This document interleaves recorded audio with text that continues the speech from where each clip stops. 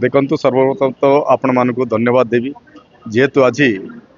कोटपाड़ पड़ी उपात अंचल आपण मैंने जो लोकलोचन को आणुंट जो कि आमर यशस्वी प्रधानमंत्री जो स्वप्न अच्छी विकसित राष्ट्र गठन करिबारे से उद्देश्य को लेकिना प्रथम थर ओडिशा रे भारतीय जनता पार्टी सरकार आसी परिप्रेक्षी दूरदर्शी लोकप्रिय मुख्यमंत्री मोहन चरण माझी नेतृत्व रे आज जो विकसित ओडिशा गठन करिबारे जो तांकर संकल्प अच्छी से संकल्प को से सपन को साकार करने आज ओडिशा सारा जो 314 ब्लॉक जो अच्छी से भीतर आज कोटपाड़ रे मध्य जो कोटपाड़ पंचायत समिति रो बैठक होता यही बैठक रे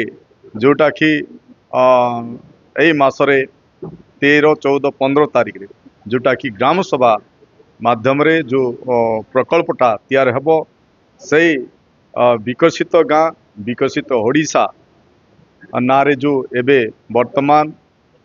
यशस्वी मुख्यमंत्री जो प्रकल्प आनिचंती से परिप्रेक्षी आज पंचायत रे पटन होती प्रति गाँव जो समस्या प्रति पंचायत रो समस्या जो जोटा अच्छी ताकू किपरि आमे ए 5 वर्ष भितर गोटे विकसित ब्लॉक गठन करिवारे तांके मध्य संकल्प रखिछंती आज ए कोटपाड़ पंचायत समिति यही परिप्रेक्षी मते मध्य एठी सुजोग मिलते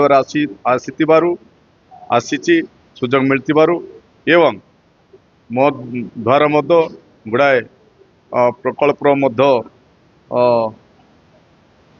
प्रति पंचायत रो जो नुआ नुआ प्रकल्प किपरि तैयारी हेबो सेति प्रति मोर मध्य समस्त पीआरआई मेंबर मन को मु कही एवं मोर माने यही कोटपाड़ ब्लॉक टाकू किपरि विकसित ब्लॉक गठन हेबो सेति पई आमे समस्ते एकबद्ध हेबा एवं समस्ते यही ब्लॉक रो विकास में समस्ते चिंता करी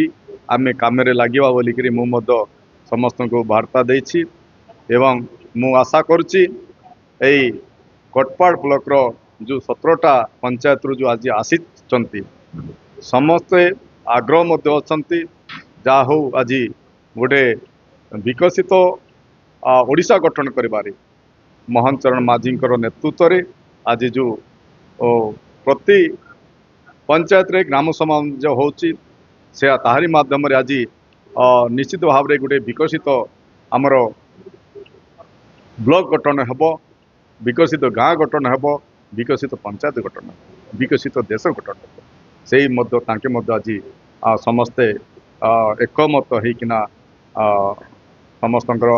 आग्रह प्रकाश करचंती निश्चित भाव रे ए 5 वर्ष भितर जो विकसित गोटे ओडिशा जोटा कि 2036 मसीह जेते बेले 100 वर्ष पूर्ति हेबो ओडिशा गठन करिकिना सेते बेले जेपरि गोटे विकसित ओडिशा गठन हेबो से उद्देश्य कि नहीं किना आमे काम करिबो बोलिकिना समस्तंकर आग्रह अछि।